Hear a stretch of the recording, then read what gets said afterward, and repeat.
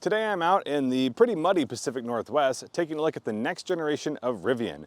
With me here is the Rivian R1S, and you'll be forgiven if you take a quick look and think that this is the exact same car as last year, but most of the changes, and there are quite a few, have been made underneath the surface. So let's go ahead, dive on in, and see what's new with the next generation of Rivian R1S.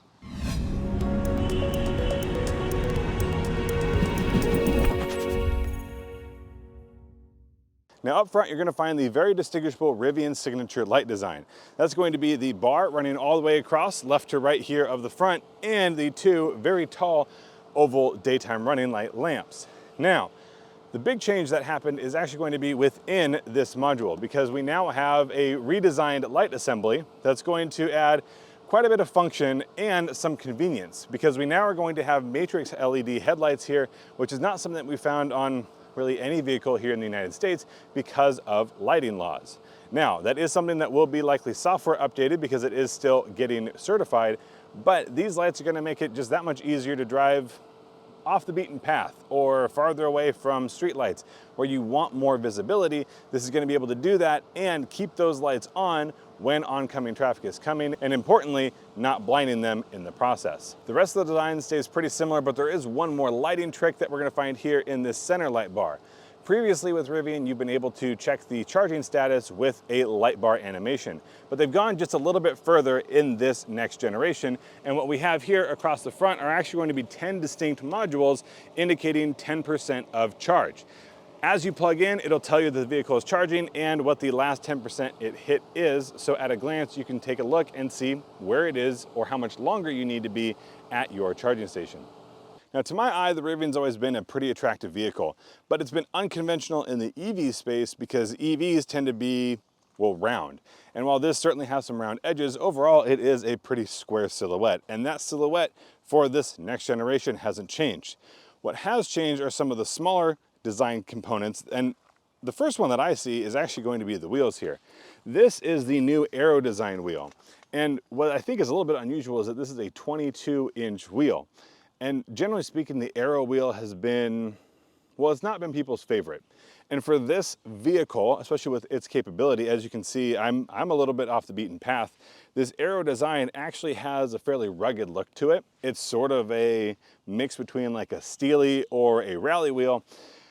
And I think I'm a fan. It may not be everyone's favorite. Let me know down in the comment section below, but what I'm most surprised is that it's a 22-inch wheel. But the tire that goes along with it is much more of an eco-focused tire, and it's gotten me to where I need to be today, and it's going to add just a few more miles based on just the rolling resistance than you would get with an all-terrain tire. The standard wheel and tire package that comes with the dual motor model is going to be the Adventure tire. That one is a 20-inch wheel, but honestly, for my money, I'm probably going with the upgrade. If you want more, there is a 22-inch Super Sport wheel option. That's obviously going to be paired with the Performance vehicle. That's the quad motor, and that quad motor is also going to come with a staggered wheel setup, where here everything is square. Speaking of motor configurations, let's talk about that for just a second, because what I have here is the dual motor Performance model. So dual motor, one each front and rear, the Performance being a software unlock, and the battery pack here is either the large or the max. That one I'm not sure off the top of my head. But those powertrain configurations have expanded just a little bit. We have a dual motor standard, dual motor long range, dual motor max, and for the long range or the max you can add the Performance. We also have a tri-motor, which is going to be brand new for the Rivian lineup. We'll cover it in a minute, but it's better. Moving up one more, we have the quad motor design, and that has been in the Rivian lineup, but now Rivian has brought all motor manufacturing in-house, so all of them are their own motors. That quad motor being obviously the most powerful, and it comes with the option of that summer tire staggered wheel package. Moving along to the back, you'll notice that the square silhouette very much carries through, as this is a pretty steep drop-off, and that just means more cargo capacity. This really is a utility vehicle, so having that capacity is definitely a bonus. Now, this is one of my favorite designs as far as hatchbacks, because we have a split open, meaning that all of my luggage that may have rolled around here isn't necessarily going to fall out as soon as I open this space. Now, this is up all the way, but unfortunately it is at a bit of an angle, so if this was flat, just for folks' reference, I would be able to go ahead and stand under here, but for the moment, it's okay because I'll duck under it and get out of the rain. One push on the button here is going to lower the lower part of this, meaning that you have a tailgate to sit on, especially great if you are changing something like your shoes and you get out of the rain. And it's gonna make it so you don't have to go up and over the lower gate to get your items here in the rear storage. Now, speaking of storage space, there is quite a bit of it. I do have a 22-inch roller bag here that doesn't quite fit within this space, but because of how tall that rear hatch is, I can definitely stand it up here without issue. The third row seats are up, meaning that unless you have a very large vehicle, you are gonna run tight on that storage space. But if we fold them down, we get quite a bit more. Now, the only downside to my eye is that this is not a load flat floor, but the fact of the matter is that you can still get your large items in here. And if we pull this out, you can see that there is still a storage compartment underneath that is very deep, and I have very little issue go ahead and loading that and tucking it away down there. Now, under the hood is much more of a benefit than it is a party trick at this point, but we do have storage capacity here under the automatic opening hood, and that's going to give us another, well, enormous amount of space, especially if you want to put things like soft luggage, because obviously things are going to be a little bit rounded here, but I could fit my 22-inch roller bag, and if I had any soft luggage, it wouldn't be too difficult to go ahead and throw that in there as well. This would be a good opportunity to talk about some of the performance numbers. And let me tell you, there's some serious performance coming with this vehicle. Now, as I mentioned, there are 3 different powertrain layouts, 3 different total batteries, but we'll start at the baseline. Now, the standard battery dual motor layout comes with an LFP battery, and that is the only one available in the Rivian lineup. But that's gonna get you 533 horsepower and just over 600 pound-feet of torque. That's gonna get your R1S or T 0 to 60 in about 4.5 seconds. I wouldn't be able to test it out here because, as you can tell, it's pretty wet. If you move up from the standard LFP battery, you move to a long range or max pack that's going to be NMC chemistry, but an improvement over Rivian's last generation.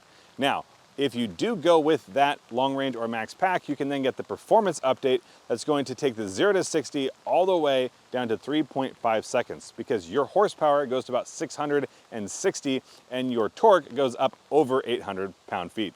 If you want to turn it up farther from there, like the rain is doing to me today, you can move up to the tri-motor or the quad motor. That tri-motor skyrockets past the dual motor performance with 850 horsepower and about 1,100 pound-feet of torque, bring your 0 to 60 down under 3 seconds at 2.9, and the next step up from there is your quad motor, which gets you over 1,000 horsepower and about 1,200 pound-feet of torque, and takes that already blistering 2.9 down to 2.5 seconds 0 to 60. Now, hopping in the vehicle, these front seats are quite comfortable. They fit my body shape very well. We have 8-way power adjustments, and we have 4-way lumbar support, which is definitely one of the first things I look for in a vehicle. The other thing is that we are, of course, able to go ahead and move the steering wheel. It's a power adjustment, but it's not going to be controlled by a knob down here. It's actually going to be controlled through a couple touches on the infotainment screen, and then going to be using the dials here on the left and right of the steering wheel to go ahead and move this either in and out or up and down. It's also worth noting that this seat adjustment is the exact same over on the passenger side, so you should be able to find a pretty comfortable position no matter which of the seats you yourself are occupying. Now, if I sit directly behind where I would be set as the driver's seat, you can see I have plenty of legroom. We're looking at least about 4 or 5 inches here. But what you might also notice is that there's going to be a bit of a gap here between my legs and the seat cushion, because this is going to be a pretty high floor, meaning that if we're on a long road trip, I'm not going to be as comfortable because I'm not quite getting the same support. But I do have plenty of room back here. Even if my knees are a little bit higher, I have plenty of headroom, probably about 3 or so inches, and that's going to be with the glass roof, which also helps everything feel just that much more open. Now, if I move over to the other side, I have this front seat all the way back in its tracks, and you can see that I do still have, let's say, 2 inches of leg room, and you'll be able to see a little bit better how much headroom I have, and that this seat is reclined, because both of these seats here in the back, at least the 60-40 split, is able to sit a little more upright like I had here, or a little bit farther back for a little more relaxed angle. Now, if I take this seat and go all the way back, I do still have headroom. I haven't quite hit the support beam here in the roof. And it makes for a great seating position to go ahead and watch the clouds go by. Now that we're able to move here out of the rain into the interior, let's take a look at the inside. And this inside is going to come in 2 different packages. Now, there are going to be different variations within the package as far as what colors you'd like, but the basic one is the Adventure package, and that's what we have here in the dual motor only. If you get the tri-motor or the quad motor, you'll move up to the Ascend package. And I can tell you one of the big differences is that the silver accents you see here through the Adventure are going to be a much darker, kind of a brownie bronze that's going to be throughout the exterior and interior. You can also change the exterior badging with a couple different package options from there. However, the important pieces, like your soft touch armrests, are very much in place. You have the fabric that runs along the outside here. I do love a fabric insert. It just mixes up the interior a little bit. And for the door handle, we now have a button, so you're able to activate it while you push the door out. I never mind if things get a little bit more streamlined as long as they make sense, and that one for me works pretty well. Down below, we have our speaker grille and a pretty large storage compartment. Now, that storage compartment is one of the things you definitely want to take advantage of because storage in the R1 is a little bit different than you'd find in most vehicles. See, instead of having a glove box located where you would expect a glove box, Rivian actually, pardon the dirty floor, has a storage cubby that's mounted under the passenger seat and the driver's seat. So it's going to fit a lot less than a traditional glove box, but you do still have a place if you wanted to tuck away something like your registration or your tabs. Now moving up to the dashboard, you find a nice soft touch design here with some stitch elements, a basic design that really matches the rest of the interior layout, a fabric insert here, and then ultimately on the edges is where you'll find, well, the edge here, and down here is where you're going to find the ventilation, obviously right side being passenger, left side being for the driver.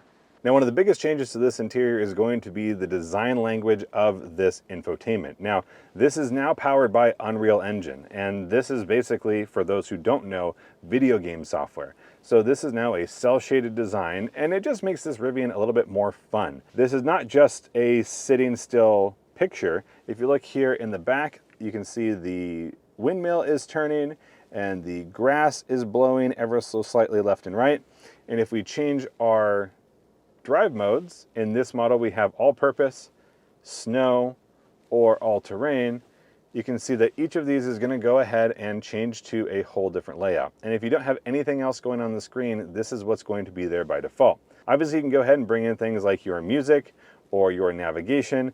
And one of the newest additions to this, let's say, infotainment suite is going to be the native integration of Apple Music. So that will be coming soon. And if it's not on at release, it will be in an update shortly after. Now, another update to this vehicle has been the cameras, and that's going to be for the user and for the advanced driver assist system. So if you see here, it's a 360-degree view here on the left, and our front view camera, which we can clean off as needed, but we can also cycle through and see the rear view, the front view, the 360, and left and right. So all of these are higher definition. I believe it's about 8 times the pixel density, so we're getting a much clearer picture.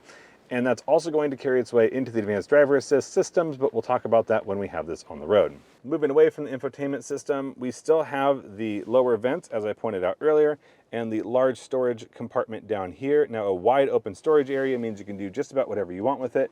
There is also in this model the slide out drawer that is probably another replacement for the cubby. But we'll slide on over to the armrest, which again, very similar, and I apologize if it's a little bit dirty. We've been out here using it all day. It is a button release and a clamshell style opening with a pretty deep space down below with 2 USB-C ports and an update, Rivian says, a significant update to the wireless charging pad. And I've had no issue charging my phone while it's been on here. Here just behind the wheel is the driver screen. It's going to have all your pertinent information if you're using the onboard navigation. It'll be your turn-by-turn directions. Obviously the right side should indicate the speed you're going. That font has changed and overall it's a nicer design, but all of this stays pretty similar to the outgoing Rivian models. As I mentioned earlier, there was a pretty significant camera overhaul for the exterior of the vehicle. And one of the things that's done is get a blind spot camera here in the driver's screen for when you turn on your turn signal left or right. The steering wheel here is a pretty basic design. On the left, we have a scroll wheel and left and right buttons. Right, we'll see the same things. These will do different functions based on the different screens that you're in. Things like changing the positioning of your mirrors and steering wheel are done with those 2 indicators, as well as things like your music and your answer or hang up. Again, all of these are a lot more digital than a whole button bank. And that's all something that's going to be controlled with software. And if you don't like something in that software system, you can let Rivian know, and down the road, they may go ahead and make a change. We'll take a quick look here at the seats. They are going to be a pretty unique design, but I find them quite comfortable. And one of the nice things is that this design carries its way to the rear seats, which often doesn't get the same level of attention. And that's pretty understandable because normally the one who bought the vehicle is the driver. But the rear seats themselves are pretty comfortable. You can see there in the center, there is a fold down armrest, and access to the rear is, well, it's pretty manageable. Leaning all the way back here, you can see that the rear seat is not forgotten when it comes to the glass roof option, though you are going to get a pretty significantly larger one here for the front 2 rows. Moving here to the rear seats, we're going to find a very similar design, though not quite as much attention to detail and not quite as comfortable as the front 2 rows. Up here in the B-pillar, just about shoulder height, is going to be the vent for that 3rd row, and down below, you're going to have an armrest, padded armrest, and the cup holder so that folks in the back do not feel all entirely forgotten. Now, access to that rear is going to be done here from the 2nd row. It is a tilt and slide action, and while that other seat is just about all the way back, you can see there's some room, but maybe not a lot. One nice touch here for the 2nd row is that there is a hanger function with a USB-C port. I imagine that's going to be a great option for something like plugging in an iPad and using as the rear entertainment system, not having one that's fixed in place forever. Behind the front seats, you do have a cubby, but it is a slightly different design than we find in a lot of vehicles. Overall, I think this will probably work better for a lot of scenarios, less things to get stuck and fall all the way down. Moving to the center seat, or the center control console, you are able to do quite a few things here from that rear seat, including the 3-row climate control that should be coming via a software update. You can also go ahead and turn on heated or cooled seats for all outboard seats, including the rear. Now it's time to get this R1S out on the road, and the first thing anyone would notice is that this is quick, and we are not in the performance model. Not the quad motor, not the tri-motor, just the dual motor. But that's all it takes, because all of them are going to start 0 to 60 under 5 seconds, and this is quite a machine to go ahead and get going at that speed. But the next thing you'll notice is that the ride quality in this R1S is definitely improved over last year's. There was a lot of work done in retuning and essentially retooling some of the suspension components in this vehicle, because last year, or last generation, they were sharing a lot of the same components R1S to R1T. But the R1S is a different vehicle with a different purpose, and it has different needs. And one of those needs is not nearly as much payload. So the fact of the matter is they went ahead, put the time and money into this development, and it has worked wonders. This is definitely one of the more comfortable vehicles you can be in, especially considering some of the capability that comes along with it. Each of the R1Ss is all-wheel drive standard, just depending on how you want those motors configured, as well as having the air suspension to get however much ground clearance you want. And obviously it's not however, but you can get a lot of ground clearance, and the only way to do basically any other vehicle with more is to do aftermarket upgrades, and I don't think a lot of people in this segment are really trying to do that. What I'm most excited to see is something that I won't really be able to test today, and that's some of the advanced driver assist systems that are going to be coming to the Rivian because of the update to not only the hardware, as in the cameras, but the software and the computing of this vehicle to make sure that this can do, well, just about anything every other manufacturer on the road can do in terms of autonomy. And it's a big step forward for Rivian. It's one that's going to be quite a bit step further than what they had been able to do in the past. So if you are a previous Rivian owner, while a lot of updates do make it to your vehicle, this is one that probably will not. One of the trends we have seen for autonomous driving systems, especially those that are hands-free or intend to go hands-free, is a subscription service, because there is a lot of data being transferred to and from, and it makes sense that there would need to be some coverage. What we don't know is exactly what Rivian is planning on doing with that sort of system. I believe we're calling it Autonomy Plus or Advanced Driver Assist Plus. There is some naming convention there, but what we don't know is exactly what that's going to cost. And that's the case in quite a few of the upgrades and options here in the vehicle, is at the moment, we don't know full pricing. There's another subscription service that you are going to be able to get that is not related to Advanced Driver Assist at all. It's really going to be in the infotainment system. One big change to that infotainment system is that we are adding Apple Music as a native app, but you're going to be able to subscribe to a connectivity plan very similar to what we have in a lot of manufacturers. But one thing that we're getting here that we don't see across the board is going to be Google Chromecast. And that means that you're able to connect your own device and watch your own videos at whatever pause point you had them on the screen, and it's just as simple as what you might do at home or with a separate, let's say, monitor at the office. It might sound like Rivian has done a lot of adding to this current system, but what they've also done is a lot of subtraction.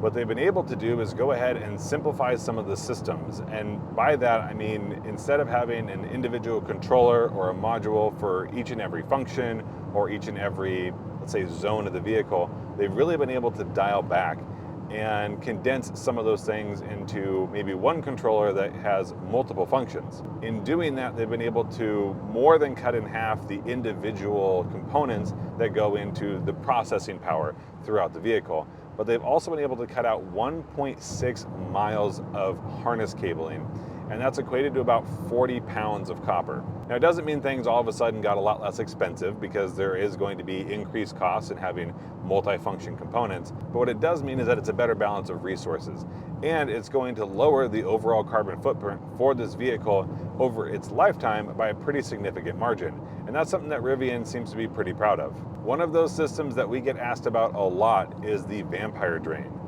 And good news, Rivian has addressed this. Instead of the previous system, which really needed the whole vehicle to wake up to go ahead and recharge the low voltage battery, which is what is drained when the vehicle is sitting here due to connectivity, charging, monitoring its own battery, temperature levels, that sort of thing.